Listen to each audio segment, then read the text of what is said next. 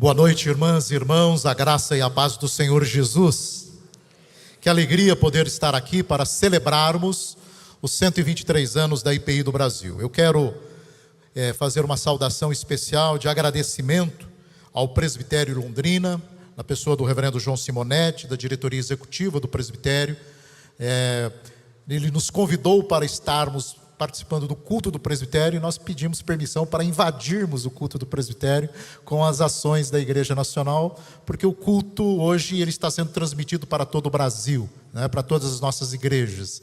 Então a nossa alegria e gratidão ao presbitério de Londrina, que nos deu essa oportunidade de estarmos juntos aqui para servir ao Senhor. Agradecer também ao Conselho da Primeira IPI de Londrina, o reverendo Rodolfo, pela oportunidade de estarmos aqui no Espaço Esperança, para louvarmos, bendizermos, exaltarmos ao Senhor Jesus por esse momento tão importante. Antes de ler o texto bíblico e avançarmos naquilo que Deus colocou no nosso coração, irmãos, eu queria fazer uma homenagem que é extremamente necessária e importante para a igreja, que é uma homenagem à memória e à história do reverendo Gerson Correia de Lacerda, que nos deixou agora recentemente. O reverendo Gerson atuou na vida da igreja durante muitos e muitos anos, foi redator e editor do jornal O Estandarte durante muito tempo. Ele praticamente é o redator que mais tempo ficou à frente do jornal O Estandarte, e o reverendo Gerson sempre com uma gentileza muito grande, sempre com uma atenção muito grande às coisas da igreja, como secretário-geral da denominação durante alguns mandatos, e nós queremos honrar a sua memória nacionalmente, né? Nós já tivemos o culto de corpo presente, o reverendo Wellington esteve nos representando na ocasião, nós não estávamos no Brasil, mas também fazermos esse reconhecimento hoje no nosso culto nacional, louvando a Deus pela história, louvando a Deus pela sua família e assim também agradecendo a Deus pela vida do reverendo Gerson. Eu queria fazer uma oração rápida de gratidão ao Senhor. Ó Deus, obrigado pela vida, pelo ministério, pela dedicação do teu servo, o reverendo Gerson, conosco na IPI do Brasil. O Senhor o deu, o Senhor o levou, bendito seja o nome do Senhor, mas que a sua história e a sua memória, ó Deus, continue sendo bênçãos para a IPI do Brasil. Nós somos gratos a Ti pela história que Ele escreveu nesta denominação, em nome de Jesus. Pedimos que o Senhor abençoe os seus familiares, que cuide deles e os guarde, ó Deus, nesses momentos tão difíceis agora, no nome de Jesus. Amém. Amém. Muito feliz de poder estar celebrando aqui com os irmãos. Nós trouxemos a nossa equipe, né, o nosso time de secretários da gestão da igreja, e desde ontem reunidos aqui para afiarmos o machado, porque nós estamos entrando agora no último ano da nossa gestão. A nossa gestão se encerra no dia 31 de julho do ano que vem. Então estamos agora no último ano da gestão e, óbvio, precisamos afiar o machado para os desafios, né, dessa parte final da nossa gestão. Então a nossa equipe está aqui. Eu gostaria que os nossos secretários ficassem em pé, por favor, para que todos os irmãos aqui os conhecessem, né? A nossa equipe.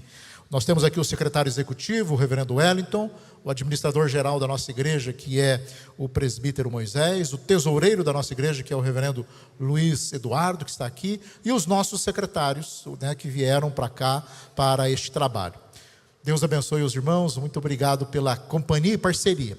Os irmãos já viram aqui na frente, né, o reverendo Kleber Nobre Queiroz, lá de Natal, Cabra de Cristo, né, que esteve aqui lendo a Bíblia, e o presbítero Ítalo Curso, que é o diretor executivo da nossa Fundação Eduardo Carlos Pereira, caminhando com a gente. Momento de celebração, momento de exaltar e de bendizer o nosso Deus por tudo aquilo que Ele tem feito por nós. Deus é muito bom. Celebrar 123 anos desse momento histórico da IPI do Brasil. E nós temos aqui, neste culto, irmãos, e eu sempre digo que a IPI do Brasil é uma igreja de família, né? Somos todos nós da mesma casa, da mesma família. O reverendo Matias Quintela de Souza está aqui conosco, ex-presidente do nosso Supremo Concílio, né?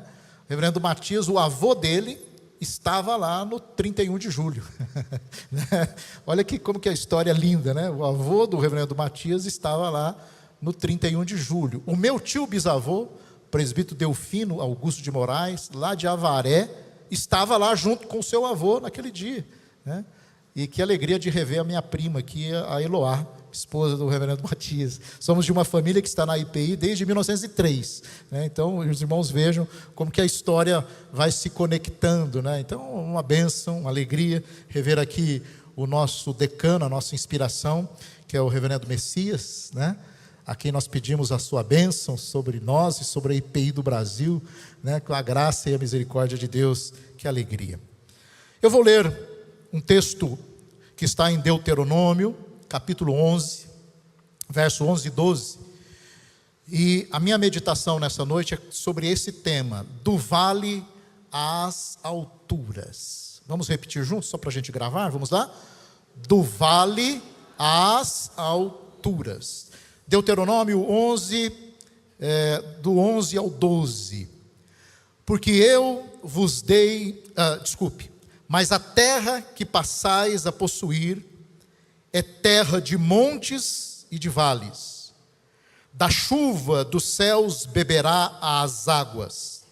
Terras de que cuida o Senhor teu Deus. Os olhos do Senhor teu Deus estão sobre ela continuamente, desde o princípio até ao fim do ano. Apenas esses 2 versos. Eu também gostaria de ler um texto que está em Eclesiastes, capítulo 7, verso 14, para complementar o texto que nós vamos trabalhar nessa noite. No dia da prosperidade, goza do bem, mas no dia da adversidade, considera em que Deus fez tanto este como aquele, para que o homem nada descubra do que há de vir depois dele. Meus queridos e amados irmãos e irmãs que estão conosco aqui, o presbitério Londrina, outros presbitérios aqui, igrejas, celebramos nesta noite 123 anos de história. E como já foi dito aqui, nós fazemos isso sob o mote da nossa campanha, que nos acompanhará durante todo este ano o final de 2026 e até a metade do ano de 2027, somos todos discípulos, que está referenciada no Evangelho de João, capítulo 13, verso 15. Eu queria que vocês guardassem essa palavra, somos todos discípulos, porque nós voltaremos a ela daqui a pouco. Mas antes disso, eu gostaria de convidar os irmãos e aqueles que estão também nos assistindo pela transmissão da IPI do Brasil, convidá-los a uma viagem. E essa viagem é uma viagem à geografia da terra prometida. Porque a Bíblia, quando ela quer falar da vida do povo de Deus, ela muitas vezes fala de geografia. E toda geografia bíblica, ela tem no fundo uma teologia para ensinar o povo de Deus. Vamos então comigo às planícies do Moabe. Moisés está nas planícies do Moabe, diante de uma geração que não conheceu o Egito, senão pela memória dos seus pais. E Moisés, está prestes a sair de cena. O povo prestes a atravessar o Rio Jordão. E é nesse momento solene de transição que Moisés faz algo bastante curioso. Ele descreve a terra que eles vão receber, comparando esta terra com o local de onde eles haviam saído. E Moisés diz, se nós voltarmos um versículo antes, em Deuteronômio 11, 10, Moisés diz que o Egito era uma terra plana, uma terra regada com o pé. E aqui tem uma referência interessante, porque, de fato, o Nilo possuía engenhosos sistemas de irrigação. O agricultor egípcio conseguiu domar o Nilo, e ele abria e fechava esses canais com os próprios pés. As rodas de água eram movidas a pedal para poder irrigar então as plantações. Significava que no Egito, abençoado pelo Nilo, a água estava garantida. Bastava a técnica, bastava a engenharia e bastava o esforço humano. O Nilo nunca falhava. Mas então Moisés se dirige ao povo, verso de número 11, e diz para eles: olha, a terra que vocês vão possuir agora, ela não é assim. Ela é terra de montes e vales. Lá não tem a engenhosidade dos pés. Vocês beberão da chuva que cai dos céus.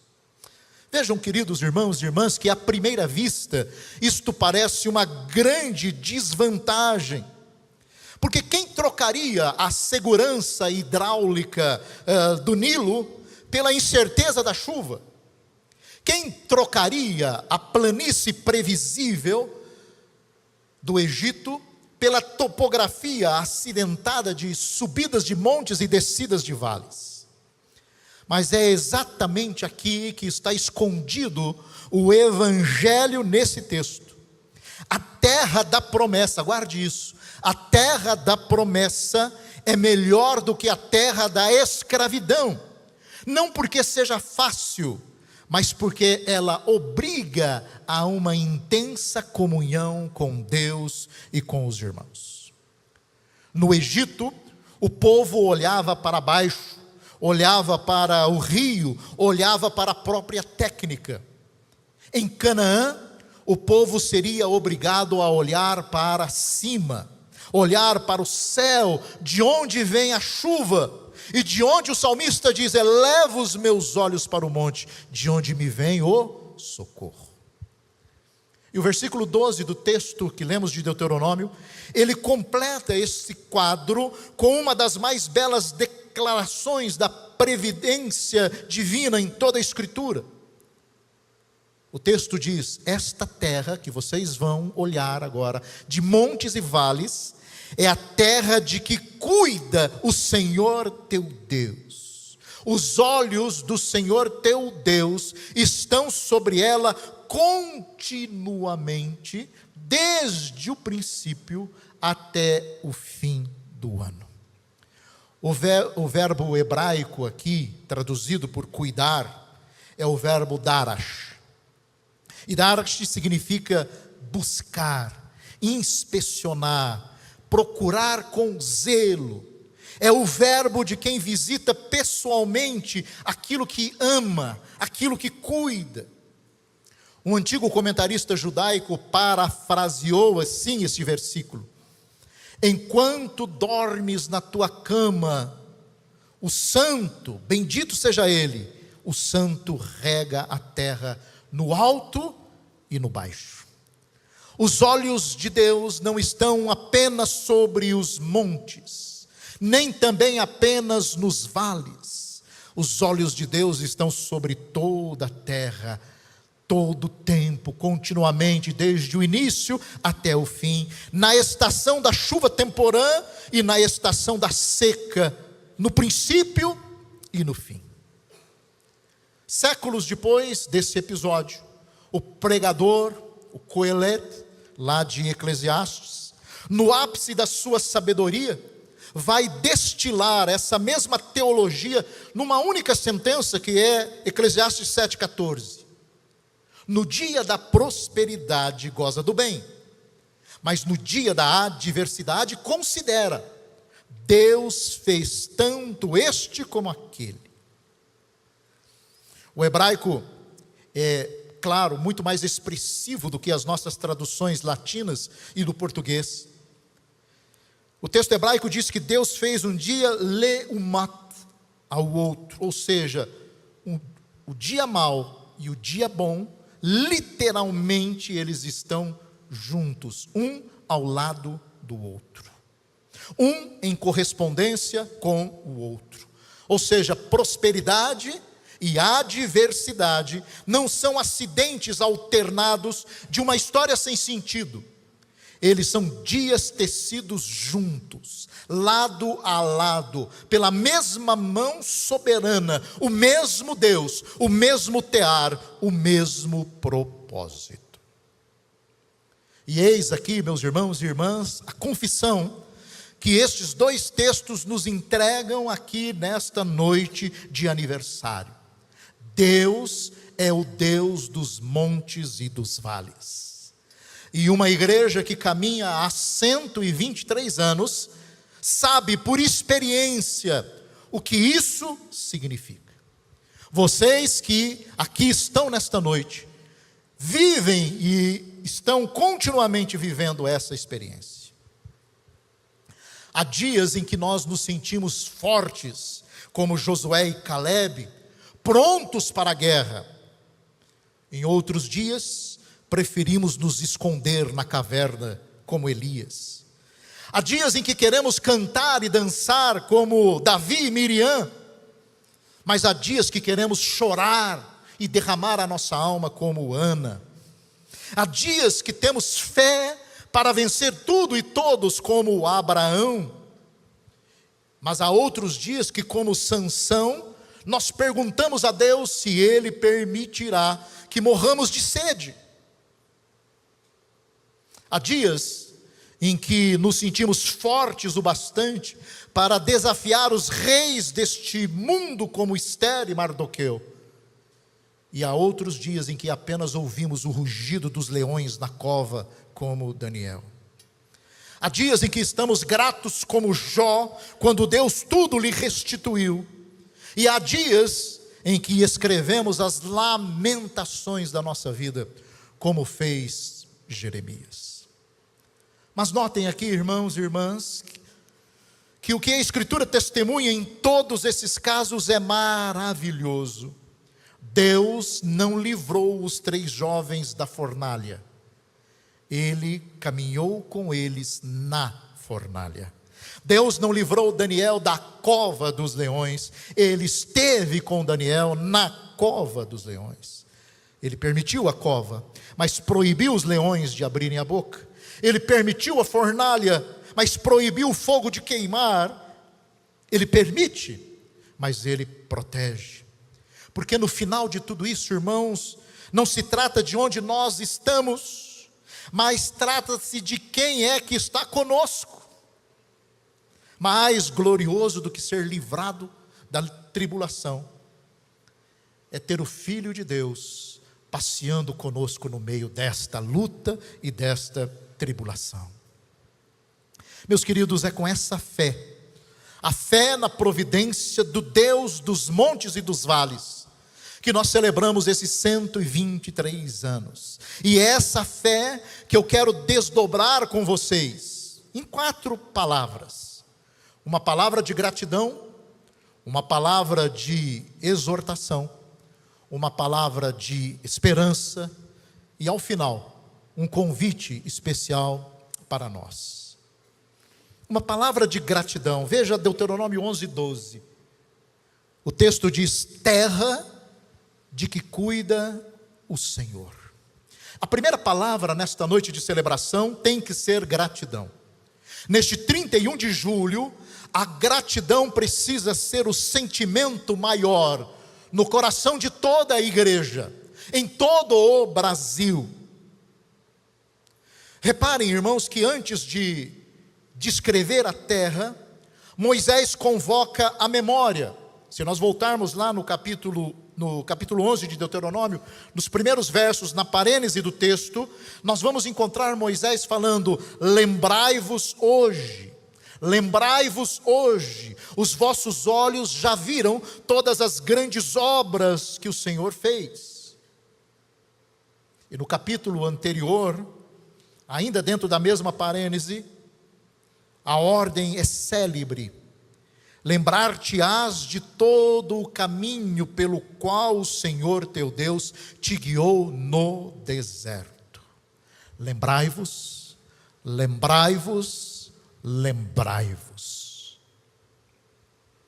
Essa é uma recomendação insistente da palavra de Deus, porque a história do povo de Deus mostra que ele não tinha dificuldades em lembrar-se. Assim como nós também, nós não temos dificuldade em nos lembrar dos 123 anos da nossa história. Mas o povo de Deus tinha uma dificuldade de agradecer. E vejam que aqui são duas coisas bem distintas. Porque a memória sem gratidão, ela vira nostalgia, ela vira até ressentimento. A memória com gratidão, ao contrário, ela vira adoração.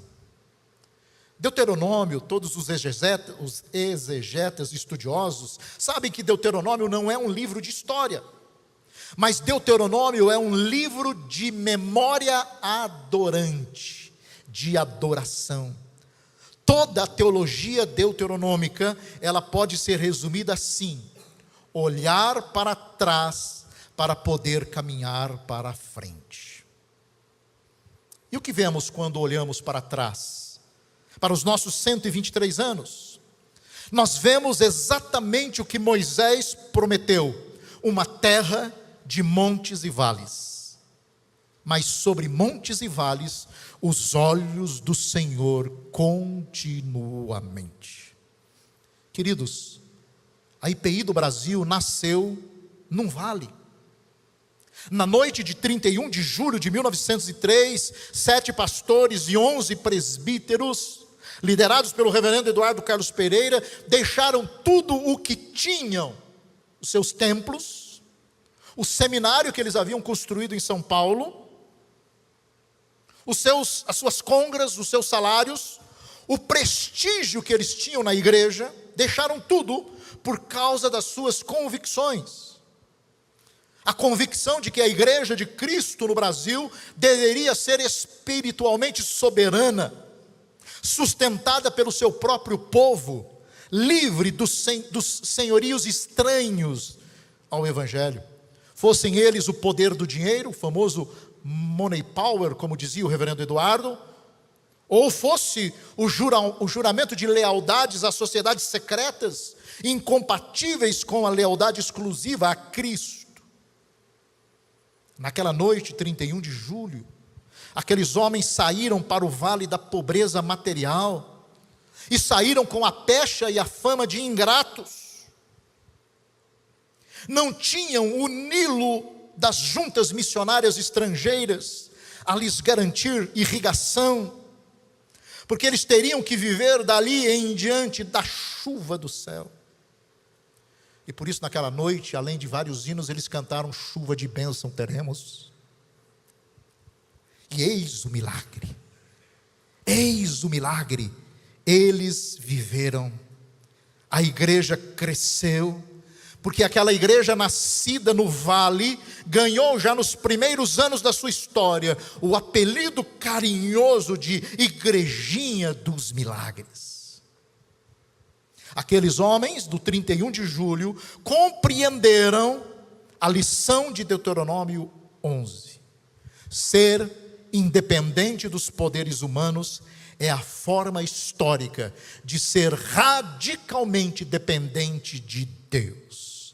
A nossa independência nunca foi autossuficiência, foi desde a primeira hora uma declaração de dependência. Por isso o nosso lema é: pela coroa real do Salvador. Por isso, nesta noite, sejamos agradecidos pela caminhada de 123 anos, pelos montes de avivamento e crescimento, mas também pelos vales de crises, de divisões e de recomeço, porque Deus fez tanto um dia como o outro, e em ambos os seus olhos estiveram sobre nós. Sejamos agradecidos pelos líderes que Ele levantou nesta longa caminhada: pastores, pastoras, presbíteros, presbíteras, diáconos, diaconisas, professores, missionários, missionárias, mães, pais, que ensinaram o caminho aos seus filhos, gerações que semearam debaixo da chuva e debaixo da seca. Sejamos agradecidos a Deus, porque a igreja cresceu, prosperou ao longo desses anos, e ela alcançou hoje este imenso Brasil. O ano que vem, se Deus quiser, estaremos abrindo a última fronteira, Macapá, no Amapá. Já estamos na Europa, estamos em Portugal, estamos na África. Isso é a ação de Deus na história da sua igreja. Hoje nós congregamos uma multidão de discípulos e discípulas em centenas de comunidades por este Brasil. Sejamos agradecidos a Deus, porque em meio às lutas, problemas e dificuldades próprias da nossa caminhada, a sua graça sempre superou a fraqueza e o egoísmo dos homens. A história da IPI do Brasil não é a história da nossa fidelidade a Deus, é a história da fidelidade de Deus a nós. Sejamos agradecidos, enfim, porque até aqui nos ajudou o Senhor. Cada aniversário da igreja é a nossa pedra de Ebenezer. Não um monumento àquilo que os homens fizeram, mas um altar para aquilo que Deus fez ao longo da nossa história. Sejamos agradecidos a Deus. Mas a segunda palavra é uma palavra de exortação. E eu quero voltar ao texto de Eclesiastes, o pregador. Capítulo 7, verso 14. Considera, Deus fez o dia mau, Deus fez o dia bom. Deuteronômio não permite que a gratidão se acomode. No mesmo fôlego em que descreve a terra de montes e vales, Moisés adverte, lá no verso 16 do capítulo 11 de Deuteronômio: guardai-vos, não se engane o vosso coração e vos desvieis. É notável aqui, irmãos, a advertência de Deus não vem para o dia de escassez. A advertência vem para o dia da fartura. O perigo de Israel não era a seca, era a chuva. Era comer, fartar-se e esquecer-se do Senhor. Ou pior, atribuir a chuva a Baal, o deus cananeu da tempestade. O ídolo que prometia prosperidade sem aliança, bênção sem obediência, colheita sem comunhão. A tentação de Israel em Canaã é a nossa tentação em cada geração. A tentação de secularizar a bênção, de colher os frutos da graça, esquecendo a mão que nos deu. Por isso o lembrete de Deus ao coração do seu povo vem sempre acompanhado de uma exortação à fidelidade. O povo seria abençoado na medida em que se mantivesse fiel ao Senhor e à sua palavra. E assim toda celebração na vida do povo de Deus era também, e sempre foi, uma chamada ao arrependimento. E é claro que o arrependimento não muda a história que passou, mas ele abre um espaço novo para a atuação poderosa do Espírito de Deus no meio do seu povo. E somente assim é possível o início de uma nova história. E aqui o pregador de Eclesiastes nos entrega o verbo decisivo. No dia da prosperidade, diz ele, goza do bem. A alegria é dom de Deus. Não devemos ter vergonha da alegria. Mas no dia da adversidade, vê, olha, examine. A adversidade não é para ser negada. A adversidade não é para ser anestesiada, terceirizada ou fugida por distração. Ela tem que ser lida. O vale é um texto que Deus escreve e que a igreja precisa aprender a interpretar.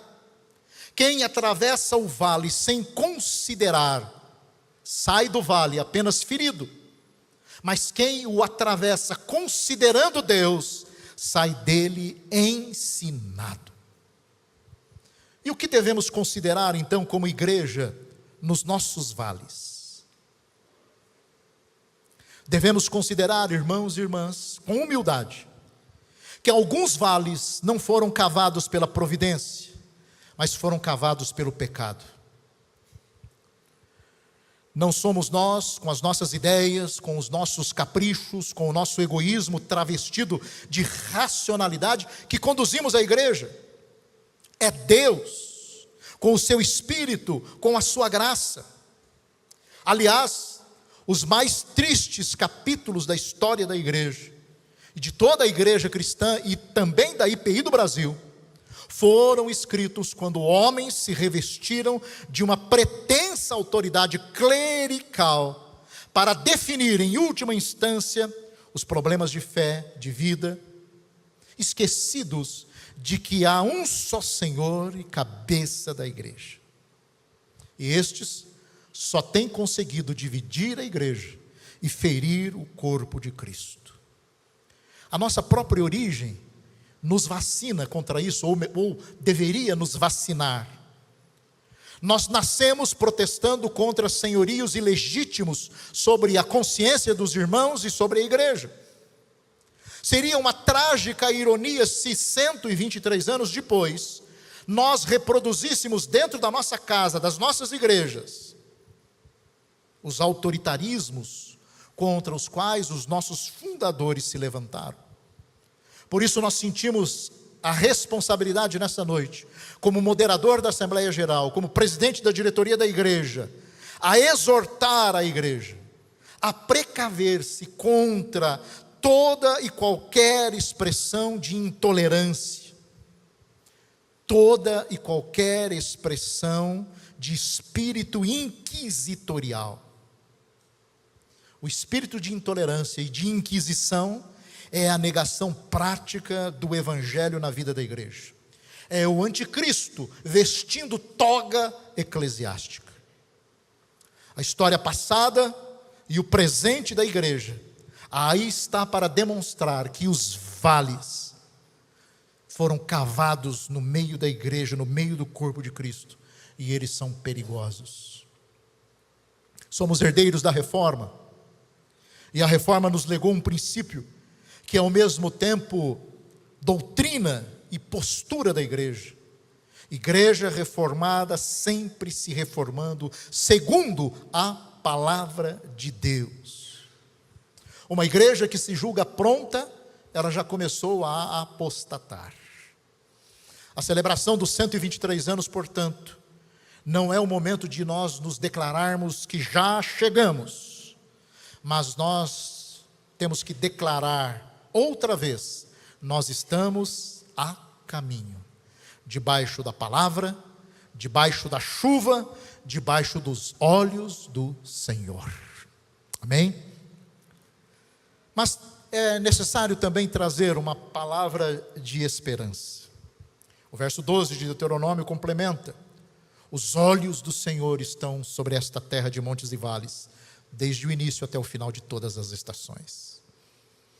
Um historiador definiu a história como uma conversa contínua entre o passado e o presente. A teologia bíblica nos autoriza a acrescentar algo a essa definição. A história é uma conversa contínua entre o passado e o presente sobre o futuro. Quando a Bíblia nos faz olhar para o passado, revisitar o passado, e nos exorta ao arrependimento no presente, a Bíblia está fazendo isso em nome do futuro que nos espera. O livro de Deuteronômio é inteiramente isso, porque ele é um livro pregado na fronteira, com a terra prometida à vista do seu povo. E notem o detalhe precioso do texto: os olhos do Senhor estão sobre a terra, desde o princípio até o fim do ano. A providência de Deus não é episódica, ela é contínua. Deus não é Deus de inaugurações, que abandona a sua obra no meio.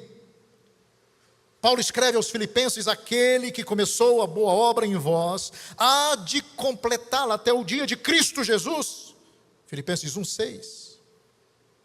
O mesmo Deus que viu a noite do 31 de julho de 1903, é o mesmo Deus que vê esta noite de 29 de julho de 2026.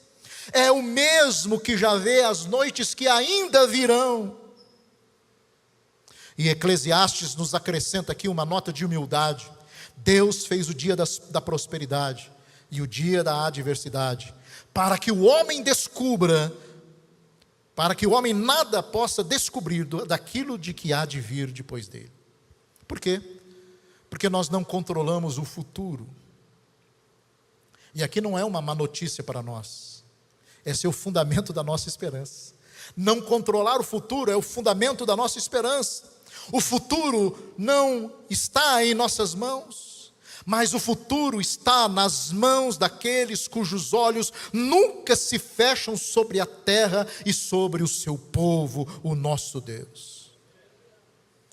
A figura não pode ser mais do que perfeita, mas nós podemos dizer que a igreja, ela deve ter os pés plantados no passado, o corpo mergulhado no presente e os olhos perscrutantes voltados para o futuro.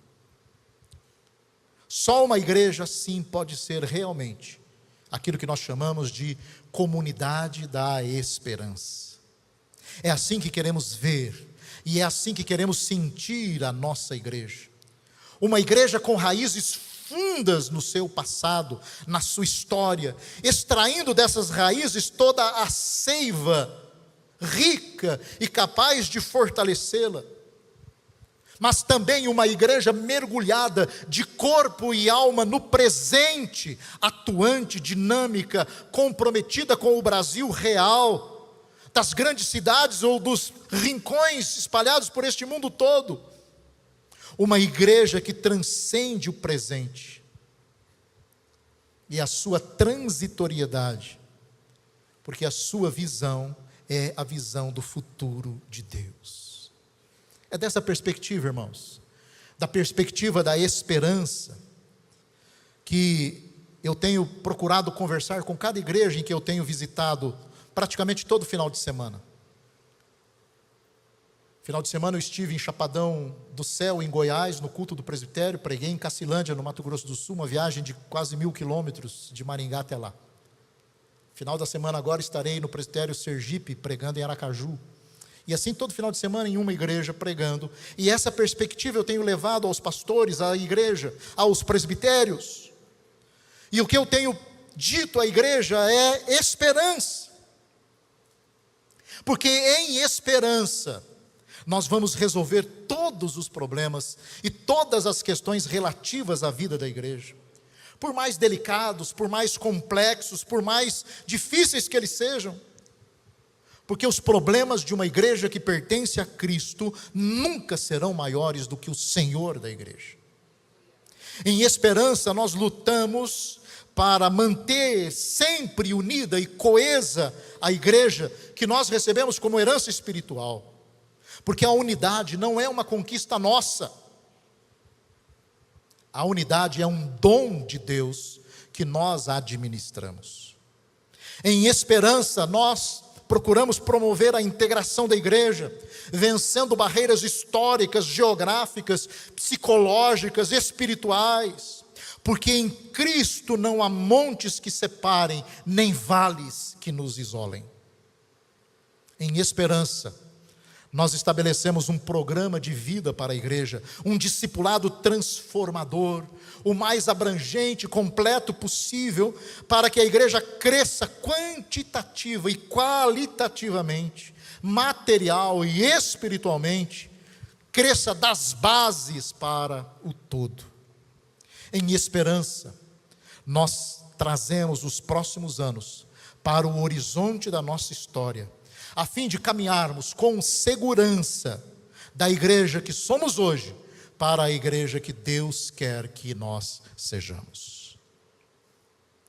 Eu encerro com um convite.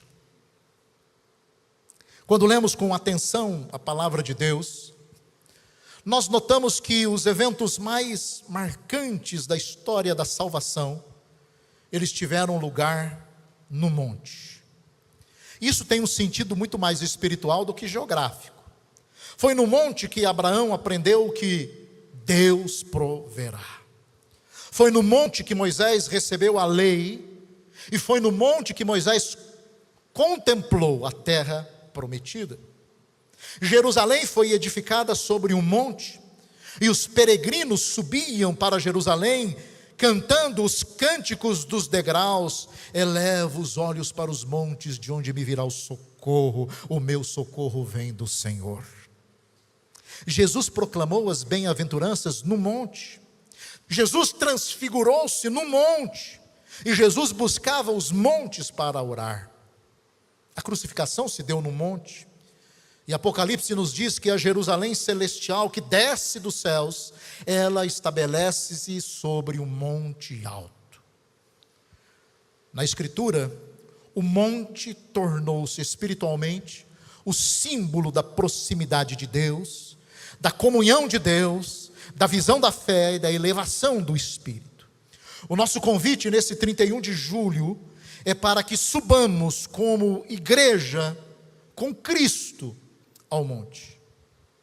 Que essa celebração possa marcar a nossa ascese espiritual, um novo momento em que deixamos para trás o vale e, ganhando as alturas de Deus, caminhamos como seu povo em alegria e esperança.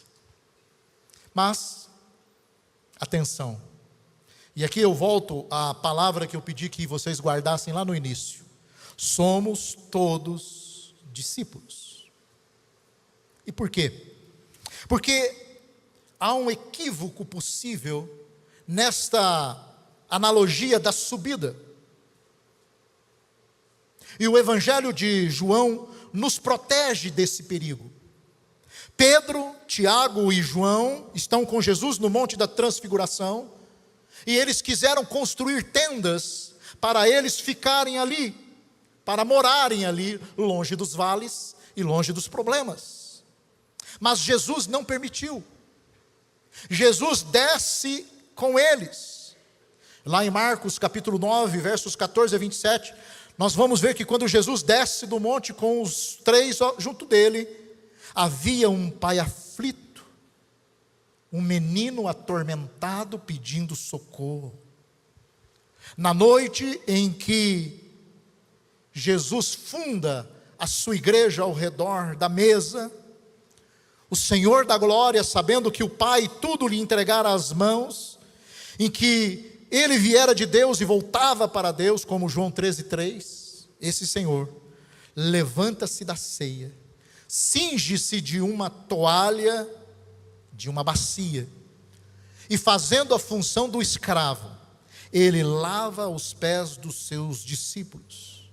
E diz, João 13:15, eu vos dei o exemplo, para que como eu vos fiz, façais vós também. Irmãos, eis o segredo que une montes e vales. A subida cristã se faz descendo. Quem sobe de verdade ao monte de Deus, desce com ele, com uma bacia e uma toalha nas mãos. A altura espiritual de uma igreja não se mede pelos seus anos, pela sua idade, pelo seu patrimônio, pelo seu prestígio, mas se mede pela sua disposição de servir. Os olhos do Senhor estão continuamente sobre a terra, e as mãos do Senhor estavam, naquela noite, sobre os pés sujos e imundos dos seus discípulos. Este é o Deus que nós adoramos, alto o bastante para habitar toda a eternidade, humilde o bastante para lavar os pés. Por isso o convite que eu faço à igreja nesses 123 anos, sejamos uma igreja evangelizadora, que desça ao vale, onde as pessoas estão sofrendo e chorando, e esperando uma palavra de redenção. Uma igreja discipuladora, que cada membro, desde o moderador da Assembleia Geral, até aquele mais novo da classe de novos membros, se reconhece um aprendiz aos pés do único mestre, porque somos todos discípulos. O convite é para que sejamos uma igreja relevante, que serve à cidade e ao país, com a toalha da diaconia e a voz da profecia. Uma igreja comprometida com o Evangelho e comprometida com a cruz de Cristo, que não troca a coroa real do Salvador por nenhuma coroa deste mundo. 123 anos, montes e vales, dias de prosperidade, dias de adversidade. E sobre todos eles, desde o princípio até o final de cada um desses 123 anos, os olhos do Senhor, que não dormita, não dorme, que fez tanto um dia como o outro, e que em Jesus Cristo desceu ao nosso vale mais profundo, o vale da morte, nos leva às alturas. Que a IPI do Brasil continue a beber, não das águas represadas dos Egitos deste mundo, mas da chuva abençoada que cai do céu. Que continue independente dos poderosos, mas cada vez mais dependente do Deus que tem todo o poder. E que esta igreja suba o monte e desça de lá com a bacia e a toalha nas mãos, porque nós somos todos discípulos pela coroa real do Salvador.